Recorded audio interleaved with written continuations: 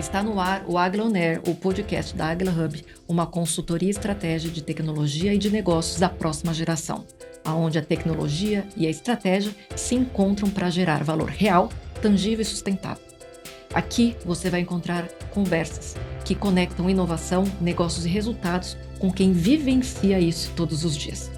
Eu sou a Maristela Martins, CRO e co-founder da Águila Hub, e no episódio de hoje vamos falar sobre os caminhos para a modernização dos legados. Então, aperte o play e vem com a gente.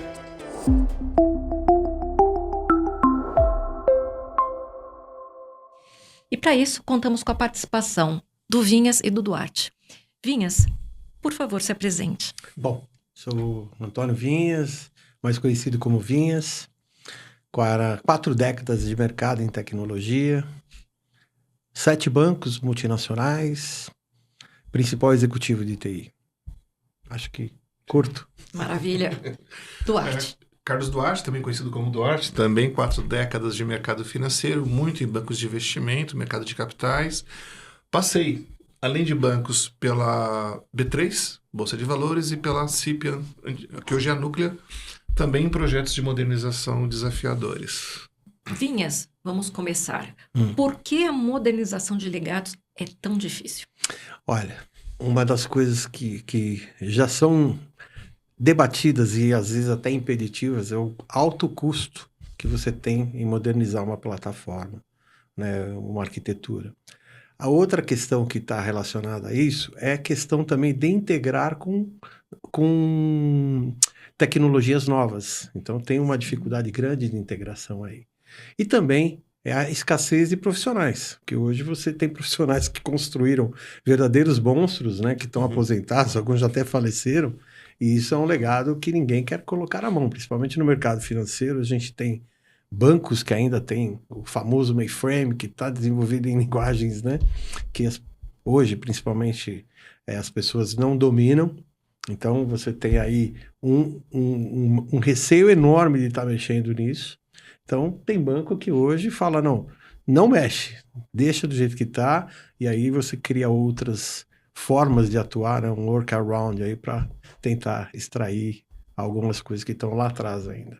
A pessoa sempre fala assim, as pessoas querem a mudança, mas quem quer mudar? Ninguém. E você sempre escuta a máxima que em time que está ganhando não se mexe. Isso é muito comum. Então, quando você vai em projetos de modernização, não, eu quero modernizar. Mas mexe no que você tem aqui. Não, eu não quero mexer, eu tenho medo de mexer, é o risco de alguma coisa dar errado, alguma coisa falhar. Até a brincadeira, legado é o que passa de geração em geração. Se fosse coisa boa, era herança, né? Então, a gente não é só essa questão. Então, o que acaba motivando, muitas vezes, a empresa a se movimentar, acaba sendo, principalmente, o regulatório. Sem dúvida. Que o regulatório é a grande... A gente depois até comenta no SPB, tudo. É o que empurra a modernização. Ou então, realmente, é o cliente. O cara fala assim, vou perder mercado, vou deixar de vender, vou perder espaço porque eu não estou modernizado. Então, é difícil você encontrar empresa que realmente fala assim, eu vou me modernizar porque eu quero. Ela tem que ter alguma coisa por trás que está empurrando ela. E uma questão que eu posso agregar aqui no que o Duarte está falando é uma questão das questões de risco operacional, governança, compliance, que hoje são drivers, né? Eles acabam empurrando a área de tecnologia para as mudanças, porque acaba sendo o quê? Regulatório, né? Mesmo que seja uma auditoria interna, né? Acaba sendo algo que você tem lá um relatório com vários issues de auditoria, de high que a gente qualifica, né? O que é high a gente tem que fazer para ontem, né? E isso acaba depondo contra quem está fazendo a gestão de TI. Então acaba virando um orçamento de TI, a base da auditoria, onde ela mostra uma série de riscos que são inerentes à modernização também, né? Sim. E como que a gente faz, então, para reduzir essa dependência desses sistemas legados, fragmentados, silos, e inclusive dos sistemas obsolescentes, né? Ou quase lá. Então, a gente que vem do mercado financeiro, a gente tem uma questão de poucos vendors, né? Vamos falar assim. Hoje a gente fala de legado, principalmente no Brasil, tem poucos vendors, são poucas soluções, né? As globais não foram tropicalizadas, né, na sua totalidade, então a gente tem uma dependência enorme aqui. O que acaba acontecendo, né? com essa questão de interoperabilidade, a gente tem tantas versões de sistemas que às vezes a gente fala para o vendedor, olha, eu não consigo atualizar agora porque eu tenho outras coisas para atualizar. Então, isso tudo acaba sendo um problema enorme para o gestor de mudança, né? Praticamente que propõe uma nova mudança, porque nem tudo é dele, né? Então, a gente até, como você me perguntou, né? O que fazer, né? Pelo menos onde eu atuei, a gente sempre procurava fazer uma coisa de inteligência fica dentro de casa. Então, a gente acaba desenvolvendo tudo que é de inteligência dentro de casa e acaba trabalhando com coisas que são mais padrão e faz as integrações necessárias, né? Cria lá um conceito de BI, Data Warehouse, né? Data Lake, né? Tem uma série de coisas que são jargões do mercado para poder fazer toda essa forma de você ter menos dependência. Então, o caminho é esse. E tem uma coisa curiosa também, que é o que a gente vê muito, o pessoal assim, eu tenho medo de mexer no meu legado em razão da estabilidade que ele me dá, as coisas que ele me dá. Então você começa a usar um sistema legado feito em COBOL, que isso eu já vivenciei, né? E a pessoa monta periférico e microserviços em coisas de alta tecnologia na nuvem. Então ele começa a misturar tecnologias para não ter que mexer naquilo. E a gente até brinca na área de tecnologia que não tem nada mais permanente na vida de quem é de TI do que uma solução provisória. Então, é verdade. A solução provisória. Pode ter certeza que aquilo vai ficar eterno. Então, essa acaba sendo uma forma que as pessoas encontram de convivência que, na minha opinião, não é a mais adequada, porque pode resolver uma dor naquele momento. Aí cai naquilo que você já comentou comigo. Você tem que ter realmente um interesse efetivo de mudar. Você tem que querer fazer aquela mudança e não deixar que aquele workaround, o pessoal fala do workaround, tenha virado uma coisa definitiva e você considerar que aquilo foi uma inovação. Então, você colocar a gente chama de monstrinhos, né? Os monstrinhos em volta não é uma solução que você pode chamar de modernização. Então, você falar, eu me modernizei, eu sou um cara que estou me modernizando, criando periféricos em cima daquela coisa obsoleta, eu acho que é uma estratégia que tem que ser evitada. O que está muito em uso agora é refatorar, né? O que é refatorar? É você fazer mudanças parciais dentro da tua tecnologia. Então, isso é algo que você pode fazer desde que seja bem feito, onde você tenha já um mapeamento correto de tudo que você vai fazer, em que tempo você vai fazer, em que tempo isso vai estar realmente integrado. Então, tem coisas que estão surgindo que estão ajudando, na verdade, né? Você não precisa fazer uma mudança radical, total. Você pode fazer parcial, né? Desde que tenha escalabilidade, né? Se não tiver escalabilidade, não adianta. Vai morrer. Você fez um comentário que me chamou a atenção, Vinhas, que é assim, os vendors no Brasil. Eu que trabalhei muitos anos em mercado de capitais, banco, o que você percebe? Aquilo que é regulado, que não te dá um diferencial de mercado para o seu cliente, não é aquilo que vai atrair o seu cliente, mas ele te traz a estabilidade do produto que você oferece, do serviço que você oferece. Dada a regulamentação, você usar um vendor é uma boa estratégia. Sim. Então você vai usar um vendor local, já que os estrangeiros não são tropicalizados, onde ele está preparado para atender a regulação, ele vai te oferecer um bom suporte para você atender bem o seu cliente e ele não te dá um diferencial competitivo.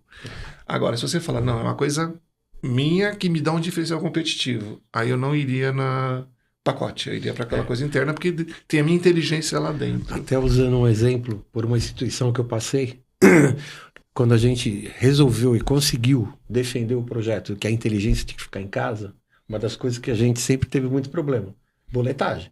Sim. Então, criamos lá o tal do boleto eletrônico, né? Dentro de casa. Por quê? A gente conseguia fazer a integração com os vendedores locais e diminuía. Porque quando você quer criar um produto novo, é um parto você pedir isso para o mercado local. Né? Porque não pode, é outra prioridade, que não sei o quê. E a tua área de negócio está lá te empurrando. Ela fala, não, eu não consigo vender se você não tiver esteira, porque vira risco operacional. Né? Tem uma série de coisas que vão travando. Então, quando a gente conseguiu fazer essa camada de front, né? Que a gente fala de front, middle e back, mas quando você cria essa camada de front, já ajuda bastante a você ter um único ponto de entrada, né? O single point, onde você consegue capturar todas as informações na origem. E isso depois você faz todo o caminho, né? Para legados, né? Aí tem que ir até os cadocs da vida. Aí. Então, e aí a gente pensa também, né? Que quando a gente fala de modernização de legado, esse é um grande problema, principalmente das instituições aí que estão aí no mercado, são super estabelecidas, de grande porte, enfim, que estão competindo com as fintechs. Né? Sim. Dentro desse contexto maior, né? E a gente fala então dos caminhos para a modernização. Quais que vocês entendem que deveria ser a melhor abordagem ou estratégia, né, para conduzir a gente esse sempre, processo? como a gente já é, vamos falar assim, né? Tarimbado, vamos usar essa palavra, tarimbado, com muito expertise. No meu caso, por onde eu passei, eu sempre procurei trabalhar uma coisa que chama arquitetura de referência. Por quê? Na arquitetura de referência você consegue colocar níveis aonde você vai atuar. Então, de novo, front é front, o middle e back. E aí você consegue colocar o que você precisa de mais atualizado em tecnologia. Né? Porque tecnologia hoje também é fantástico. Né? Você tem... hoje, dormiu, amanhã já tem coisa nova. Então é muito impressionante a rapidez com que as coisas estão acontecendo. Hoje eu vejo, né, coisas que a gente não tinha nem equipamento para rodar. Né? Hoje você já tem uma infraestrutura muito capaz, com alta performance. Antigamente era um problema, principalmente se fazer cálculos. Né? Tinha o C++ lá e tinha que achar um cara muito bom nisso para tentar o máximo possível fazer a coisa performar. Então, a arquitetura de referência, eu ainda sou um defensor nato, acho que é fundamental, porque ali te dá o cenário completo do que você tem que fazer, dos movimentos que você também tem que planejar antecipadamente. Então, eu ainda sou um defensor da arquitetura de referência. Como sendo um caminho para a modernização. Isso. E você entende que existe alguma coisa também para complementar isso? Eu acho que, assim, o que a gente tem que fugir muito é daquela solução mágica. Eu acho que solução mágica não existe. Então, aplica essa fórmula que muita gente fala, tá na moda fazer tal coisa, vamos todo mundo fazer aquilo. Eu acho que a primeira coisa para modernizar é fugir de algum modismo, não cair nessa armadilha, e você realmente fazer uma avaliação fria do que você tem, qual é o estágio que você está e para onde você quer chegar. Então, você não saber onde você quer chegar, também já vivenciei essa experiência de tipo, olha, tá todo mundo usando microserviços, vamos usar. E a pergunta, por que eu vou usar? Não, porque tá todo mundo usando. Essa eu acho que é uma estratégia de modernização que vira uma armadilha para a empresa. Então, você tem que modernizar olhando o benefício que a modernização vai trazer para o seu negócio. Então, essa modernização, eu fazer esse movimento de A, B, C, vai me trazer uma modernização que agrega no meu negócio. Modernização para dizer que está fazendo, que a minha empresa é inovadora, que a minha empresa tem algumas coisas que as outras não têm, sendo que isso vai acabar atrapalhando o seu dia a dia. Isso é verdade. Então, a primeira coisa que eu recomendaria para quem quer fazer uma modernização é realmente fazer uma análise fria. Tinha uma frase que eu já ouvi muitas vezes na vida, que é nunca se apaixone por um sistema. Diz que se apaixonar por um sistema é a pior paixão da sua vida. Porque você fica preso naquele legado, você está apaixonado, você conhece o sistema, você sabe como resolve. E se apaixonar por sistema é perigoso, que você não quer Chama zona de soltar. conforto. É uma zona de conforto. Então, se você decidiu, eu quero me modernizar, tá bom, então faça com um planejamento de longo prazo, olhando para o futuro. Onde eu quero chegar e se essa modernização vai me levar para onde eu quero ir. Tá, então, essa é uma coisa que eu recomendo, assim, como modernização, você não fazer por modismo, impulso, ou porque tá todo mundo fazendo IA, vou fazer IA, tá todo mundo fazendo IA, vou fazer IA. Mas pra quê? Não sei, mas eu quero, põe aí. Tem que ter IA. Não era IA, mas eu já ouvi uma coisa assim, porque todo mundo tem. É mais ou menos isso. Todo mundo tem. É uma estratégia errada de modernização. E Vinhas, você já vivenciou então um case que você possa compartilhar com a gente? Olha, Mário, eu vivi vários cases em vários momentos, viu? É até difícil escolher um, mas a gente tem sempre que estar olhando, né? Nós vivemos aqui, eu vou dar um exemplo simples, de MQ e BizTalk, você lembra disso? Então são duas tecnologias, uma de Microsoft e uma de IBM, né, de mensageria. Né? Estamos falando só de mensageria. É óbvio que a mensageria do MQ é superior, mas encaixar tudo isso é o mais difícil, né? Então, você fazer essas opções que realmente, no decorrer do projeto, é que você tem que ter essa perspicácia para saber, não, nem ao céu nem à terra, né? Então, você medir exatamente o que é que você precisa. E ferramentas hoje, todo dia eu descubro uma nova. Então, é muito difícil, né? Hoje a gente vive um mundo de blockchain, IA, como o Duarte falou, uma série de coisas que são componentes de uma arquitetura, né? Mas, de novo, encaixar tudo isso, quando você fala, não, tuas experiências, né? Eu tive experiência com tudo, posso dizer, peguei a 4ª geração, né? Que era do microcomputador com mainframe, então as coisas vão inovando e a gente está aí sempre aprendendo, mas, assim, eu peguei várias, eu não sei nem te dizer qual é a... Todas foram importantes, né? É isso que eu quero dizer.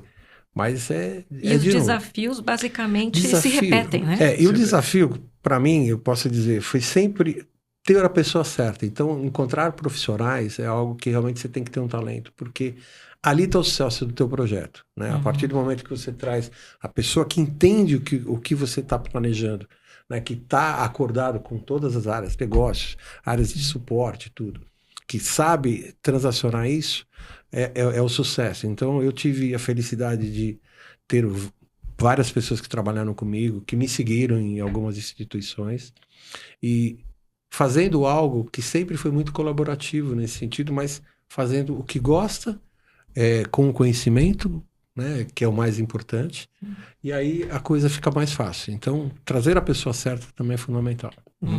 Eu sou assim, posso dizer que eu fui feliz numa situação que em 2000 eu fui convidado para fazer parte do GT Mensagem da SPB do Banco Central. Então eu fiz parte daquele time que de 2000 a 2002 desenhou esse bastidor do SPB, e depois de 2002 até 2010 eu ainda continuei no grupo como grupo consultivo.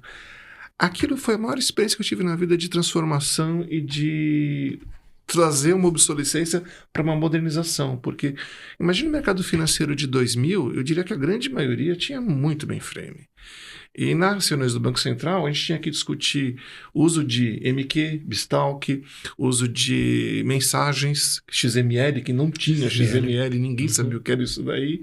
Então você trazia toda essa modernidade e era contra um legado. Então aquilo foi um desafio muito grande, e como você falou, muita gente boa que a gente teve que trazer para o time, muito estudo. Acho que estudar é muito importante, você ter a oportunidade de estudar os assuntos, estudar as coisas que você está trazendo. E agora, quando você falou da fintech, do Pix, todo mundo fala, porque o Pix é um pouco da evolução do SPB, então ele teve uma modernização muito grande, muito forte, mas a parte dos bastidores, que é trocar de mensagem, banco A falar com o banco B, isso daí já foi estabelecido pelo SPB. Então as fintechs hoje, eles têm uma vantagem, que eles estão nascendo já no mundo moderno, estão nascendo num mundo totalmente sem legado, nuvem, sem legado, mas essa falta de conhecimento, que é o desafio de você fazer uma modernização, eles não sofrem. Eles vão se inspirar, vão beber na fonte do que foi o SPB. Então, nessa hora, acho que a fintech ela acaba tendo essa vantagem de aprender com os outros. Lá atrás, a gente teve que aprender tentativa. Uma coisa que mudou muito, né, no mercado, principalmente para a inovação, hoje se fala muito em open source. Né? Então,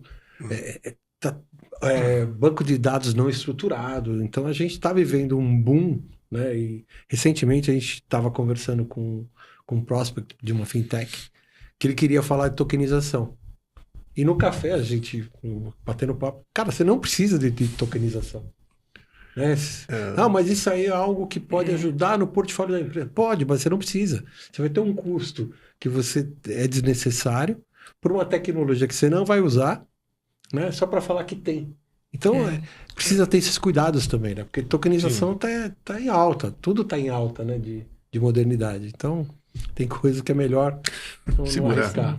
E antes de terminarmos, eu gostaria de saber, para vocês me deixarem aqui uma mensagem final, de quais poderiam ser aí os caminhos ou os pontos de atenção para que essa modernização de legado seja bem sucedida? Eu acho que assim, uma modernização de legado, dada essa experiência que eu tive no SPB, principalmente em outras trocas de legados que eu tive ao longo da vida, eu acho que é muito importante você estar sempre um pouco conhecendo o que está sendo lançado. Não ser um doutor, que não dá para ser doutor em tudo, mas é importante você se manter atualizado em termos de informação. Então, que você é um CIO, você é um head de TI, conhecer o que tem, para depois, na hora de tomar a decisão para qual lado que eu vou, qual que é a melhor estratégia para a minha empresa, eu ter uma decisão que não seja de empolgação. Então, o meu recado seria assim, procure estar sempre conhecendo o que está acontecendo, ver o que está acontecendo, para na hora que você tiver que tomar a decisão, que a sua posição é uma posição decisória, você toma uma decisão baseada em alguma coisa que tenha substância. Que você já teve, eu estudei um pouquinho de IA, estudei um pouquinho de blockchain. Tá, então agora eu consigo tomar uma decisão de qual é a melhor forma de conduzir a minha empresa para uma modernização. E não fazer por empolgação. Então seria estudar. Essa acho que é a palavra-chave. Eu vou colocar de outra maneira, talvez complementando. Eu acho que o principal é você ter uma estratégia. Tá? Bem definida. Essa estratégia bem definida, com todas as etapas, né? Ter orçamento também, que não adianta você ter uma coisa e não ter a outra para alimentar, que é o financeiro.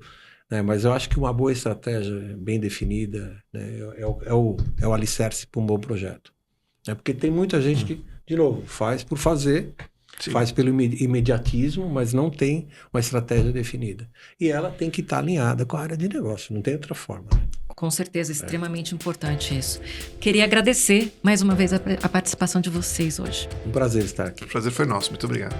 E esse foi mais um episódio do Agla On Air, o seu ponto de conexão entre tecnologia e estratégia para o seu negócio. E se esse conteúdo fez sentido para você, compartilhe e acompanhe o Agla Hub nas redes sociais. E a gente se vê no próximo episódio. Até lá!